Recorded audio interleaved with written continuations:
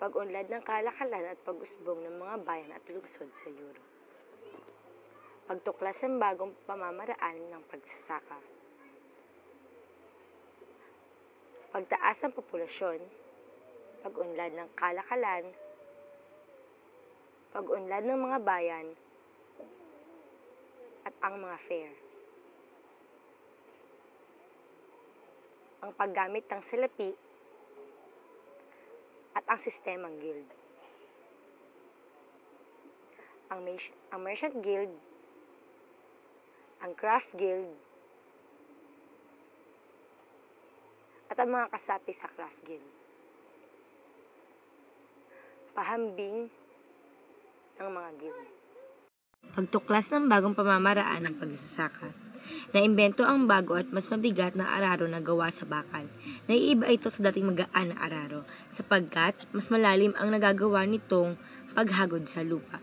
Ng mga kabayo ang mga baka bilang hayop na ginagamit sa pagmukal ng lupa. Ang baka ay malaki, malakas, subalit mabagal.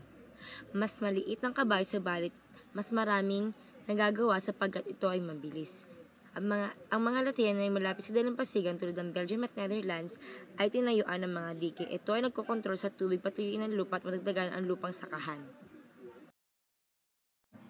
Pagtaas sa populasyon, dumadami ang bilang ng populasyon na madagdagan ang produksyon ng pagkain.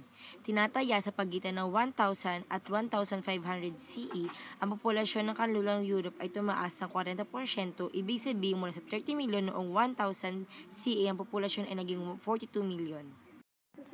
Pag-unlad ng kalakalan. Ang dagdag na anin ang pagkain patas sa bilang ng populasyon ay tumutulong sa pag-unlad ng kalakalan ng Europe. Ang mga taong umalis sa Manor ay nakakahanap ng hanap buhay at pakikipagkalakalan sa paggawa ng kagamitan. Halimbawa dito ay maaaring gumawa sila ng sapatos o magluto ng tinapay. Ito ay pinagbibili nila at ang perang kapalit nito ay gamitin nila upang bumili ng pagkain sa Manor. Pag-unlad ng mga bayan. Ang bayan o taon na isang uri ng pamayanan na kinabubuhay ay kalakalan. Lumago ang mga bayan sa tulong ng kalakalan. Lumakas naman ang kalakalan dahil sa pag-usbong ng mga bayan. Umusbong din ang bayan sa tabi ng mga kastilyo. Nahikayat ang mga mangangalakal na magpahinga malapit sa kastilyo, lalo pa nagkakaloob ng proteksyon ng Lord. Marami ring bayan ang umusbong sa pangpang ng ilog sapagkat ang mga ito ay daan sa kalakalan. Maaari ring umusbong ang mga bayan sa tabi ng monasteryo at tatatayo ng pamayanan ng mangangalakal malapit dito upang matustusan ang iba't ibang pangangailangan. Ang Burgess. Ang bayan sa panong ito ay tinatawag na Brug. Ang mga taong nagtatayo ng kanilang tirahan dito ay karaniwan tinatawag na Brugger. Ang mga Brugger kakaiba sa tradisyonal na paghahati ng lipunan batay sa kanilang ginagawa. Hindi sila ang lord na may-ari ng lupa at nakikidigma. Iba rin sila sa mga uwari na nagdadasal at sa mga magbubukid at nagtatanim.